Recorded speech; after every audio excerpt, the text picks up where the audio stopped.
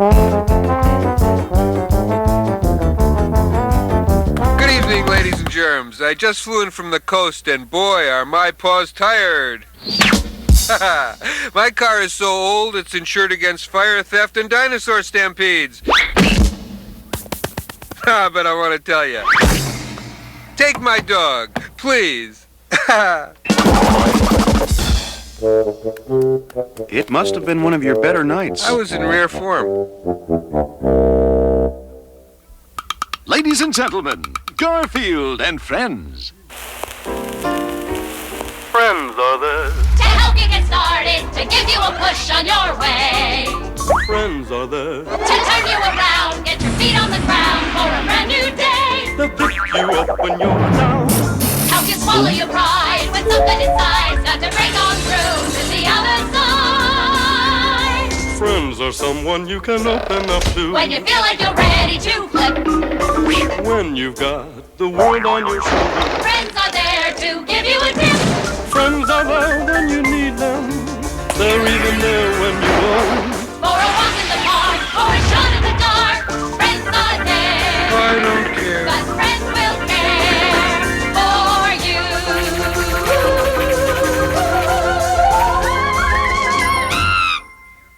A funny thing happened to me on my way to my cartoon show.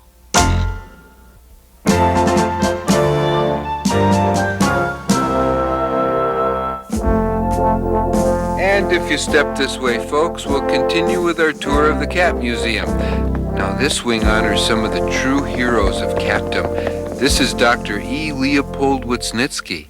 This man wasted over $6 million trying to perfect an inflatable scratching post. Dumb.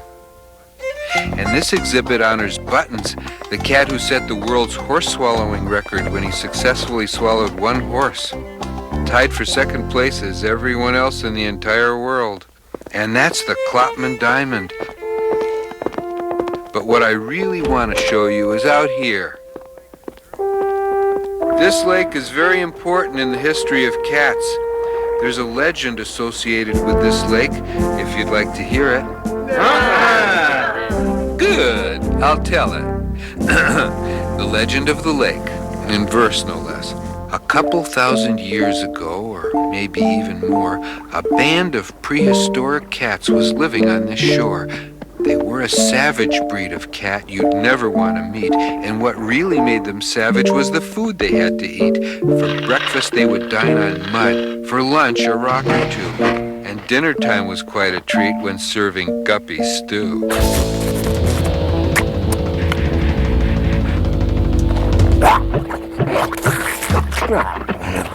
Each night they'd eat alleged food, then celebrate and dance. But one was just not satisfied to dine on rocks and ants. A handsome, hungry cat was he, and truly a gourmet. He knew the food he wanted, and he'd dream of it all day. For far across the waters was an island, lush and green, and every day he looked again to drool at what he'd seen. For growing on this isle were the famed lasagna trees, a sight to bring a feline who was starving to his knees. But sadly, the lasagna trees were miles out of reach and guarded by a band of wild puppies on the beach. The other cats attempted to drive sense into his head. To make it to the island was impossible, they said. But every night lasagna trees were present in his dream, and finally he knew he had to figure out a scheme. So come the dawn, he built a sturdy boat within his cave to take him to the land of all the pasta he could crave. His girlfriend said, "You cannot make this trip, I will not let you. If by some chance you get across, the puppy dogs will get you." He said, "I'm sick of eating only mud and rocks and guppies. No lake will keep me from my dream, and neither will some puppies." And so with just his bark canoe, some courage and a smile, he launched into the water and he set out for the isle. No lake could stop our hero from the food that he did seek. No obstacle could stop him. Well, perhaps a little leak. The ship had started sinking when he gave a little shout. "Ah!" and quickly drilled another hole to let the water out.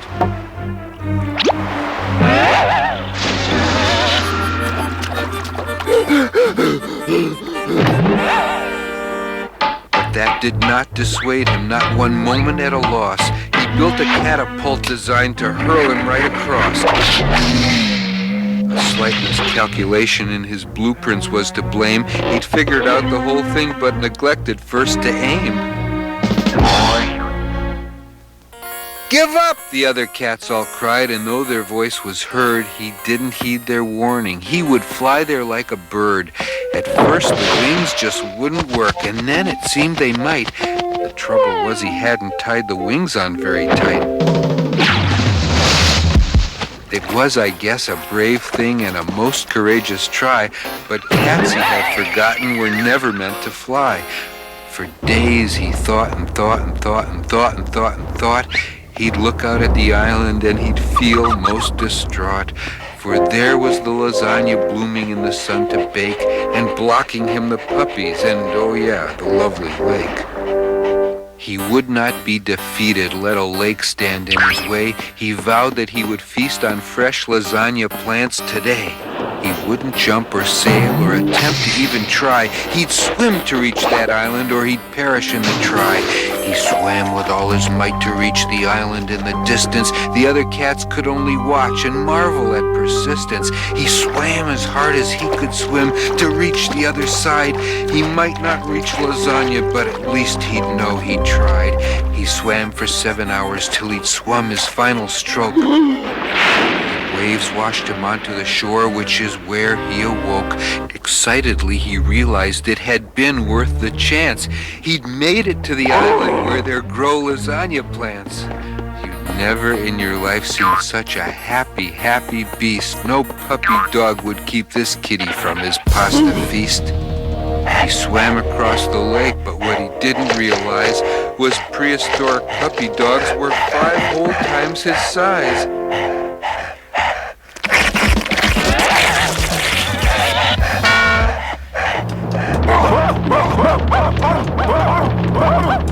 Pursued by giant puppies, there was one course he could take.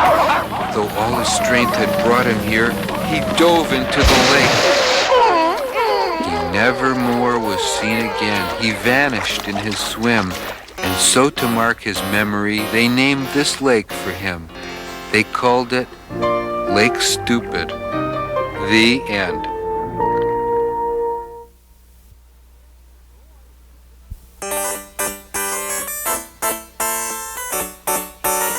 Roy, you shouldn't eat that corn so close to the stove when it's on.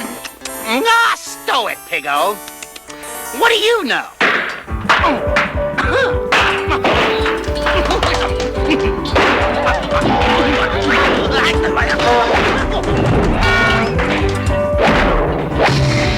I know it's popcorn.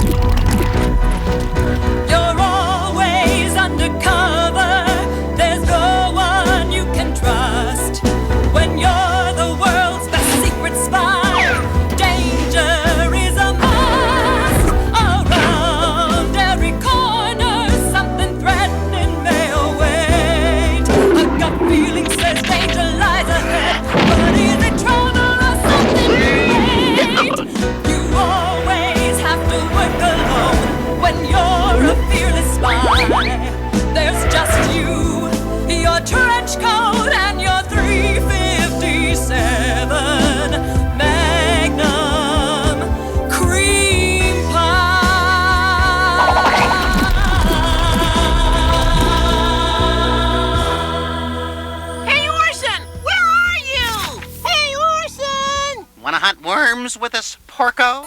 Worms? Gee, I don't think so. I'm reading a great spy novel, and Lanolin made me a pie for lunch. But we need you. You're the only one with enough tonnage to scare 'em up where we can catch 'em. Sorry. What does he see in that spy novel stuff anyway? Booker, it's not what he sees, it's who he sees. To Orson, books are the worm hunt of the imagination. Heavy, Sheldon. Very heavy. Meanwhile, at agency headquarters... I say, W, are you here, man?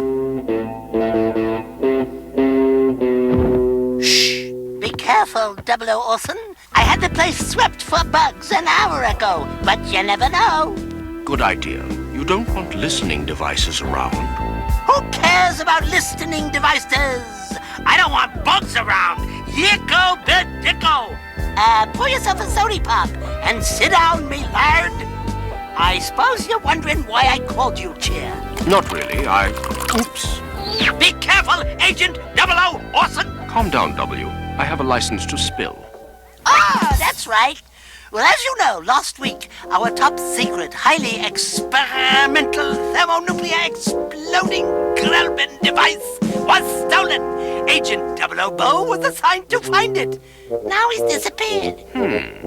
His last communication was from the Casino de Barnyard. This is the work of your lifelong enemy, Pinfeather. A bug! Hurry! 00 Orson! The enemy is everywhere! Right above my office, will you? Take that, you foul interloper!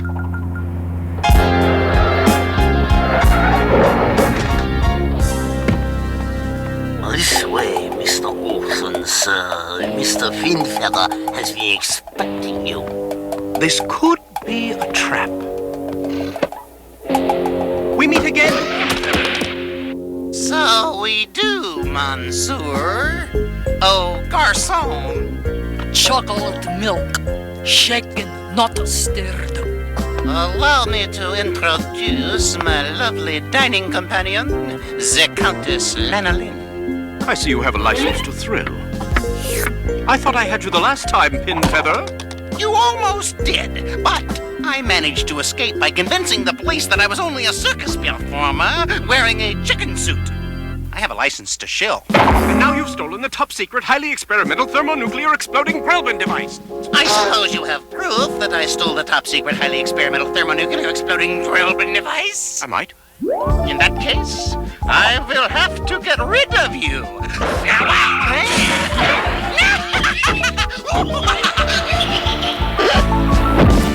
It pays to be well dressed. Let go of me! I loathe you! I hate you! I'm finding you repulsive! Don't try to sweet talk me!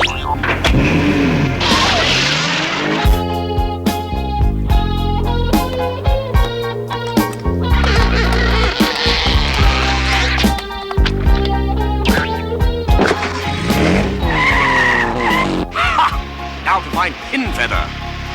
Attention, 00 Orson, this is W. Pinfeather has fled to his secret hideout. I read you, W. Over and out.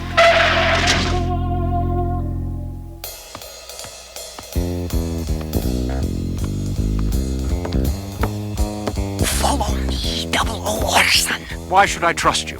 Because 00 Bo was my brother, and I think I know where he's being held. Well, take me to him.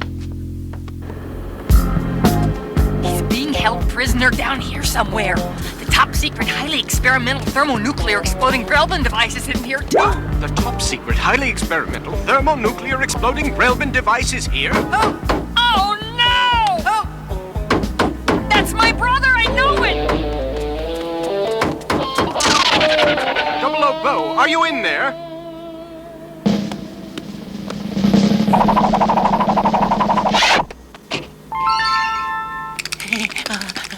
Hey, I didn't know that Pinfeather had a license to chill, man. Hurry, 00 Orson! He's triggered the top secret, highly experimental whatchamacallit. It's hidden down here somewhere and it's set to go off like any minute, man. Where could he have hidden it? Where's the rest of the worms, Roy?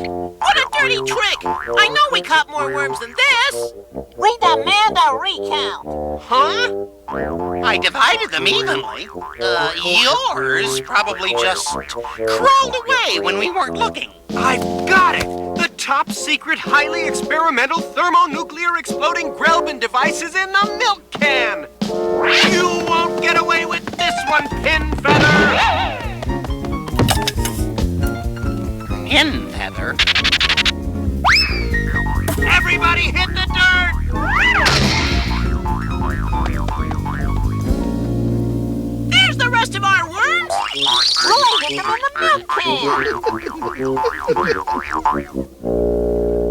You won't get away from me! You'll pay for your evil deeds, Pinfeather! Hey, I just swiped a couple worms. Orson, don't look at me like that. I'm sorry I stole the worm. You'll pay for trying to conquer the world, you master villain!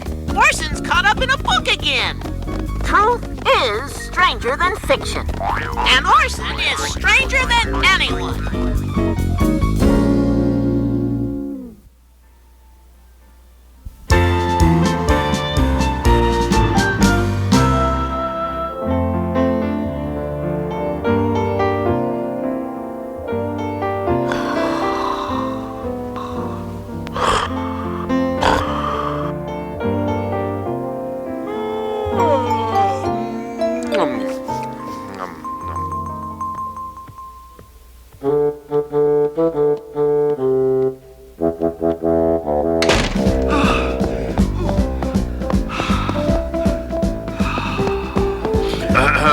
Excuse me.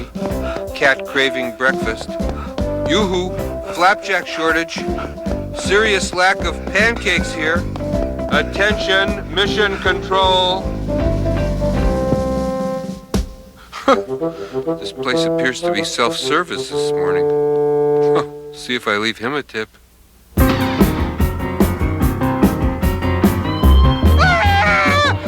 It's empty, and I didn't empty it. Call the police. Get him to issue a 708, unlawful defrosting. Help! Garfield, stop kidding around. It's time for my favorite TV show. He's not giving this situation the seriousness it deserves. And now it's time for the Pharaoh of Fitness, Rick Deltoid. All right, okay, men and women, here we go. Time to tone up your torsos. 1, 2, 1, 2, 1, 2, 1, 2. Garfield, how about exercising along with me? Not for all the lasagna in Italy. Listen, for a real workout, come down to my gym, Rick Deltoid's World of Sweat. You may be slightly flabby when you walk in, but I guarantee you'll crawl out in magnificent shape. I cleaned out the refrigerator because of his health food advice. That's a felony in some states, you know. I think we should go to his gym. We? As in more than just you? As in John and Garfield? That we? Now, come on. You've got to get in shape. I am in shape. Round is a shape. I'm not going, and that's that. Okay, a man and a cat. Say, that is a cat, isn't it? Looks more like a mattress with whiskers. I hate a guy whose IQ is smaller than his waist. Okay, first, let's give you a protein smoothie. We add wheat germ, yogurt, asparagus, raisins, cod liver oil, organically grown mud, green stuff, and refried soybeans. Mix gingerly. Here, just drink this down. No way. Come on. Not a chance. Let's go.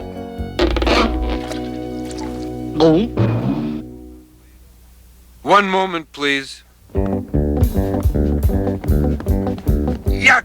Yuck! Ah! Gah! Ah! Not bad. Could use a little lemon. Now, time for my special intensive care routine. Do you need anything? A stuntman? Let's work out. Before I get through, I'll have you pulling 16 rowboats with your teeth. Not with my teeth, you won't.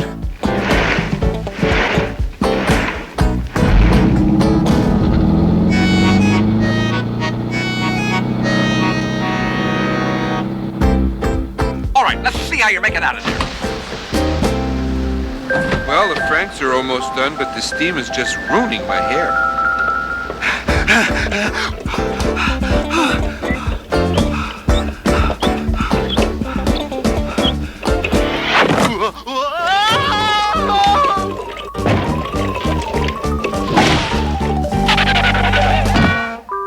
I'd like all 32 flavors on a sugar cone piled up in alphabetical order, please.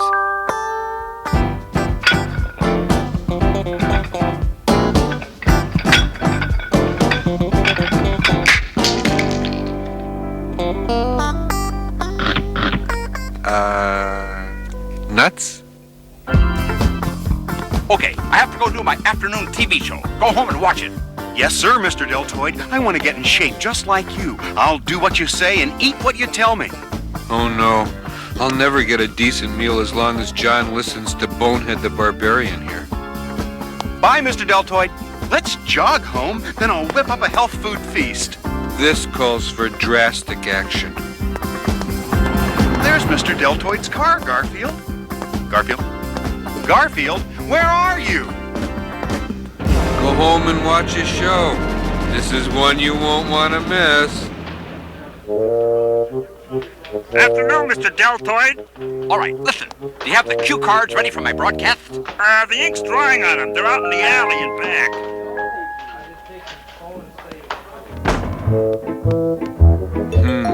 These are the cards he reads during the show.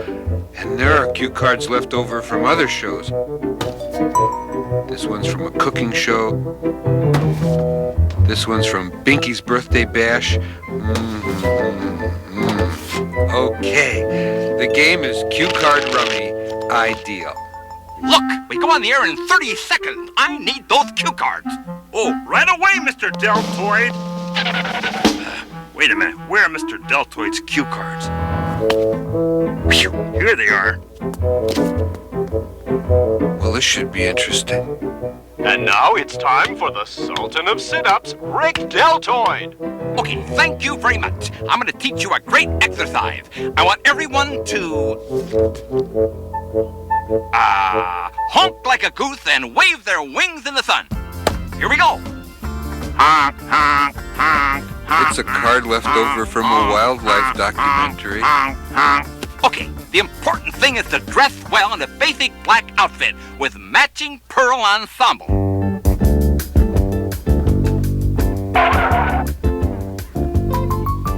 Now, do the pinky dance. Hop on one foot and rub your tummy. Hey, kids! Yahoo! Now, let's eat pizza. Lots. Boy, it's been so long since you had a good pizza and French fries. Deltoid, this is the worst exercise show I've ever seen. You're fired. Gee, that was kind of unfair of them canceling him like that. I mean, they don't believe folks at home actually did all that stuff he read off the card. People aren't so dumb they do whatever TV tells them. Honk, honk, honk, honk, honk. Well, most folks aren't. Honk, honk, Are you? honk, honk, honk, honk.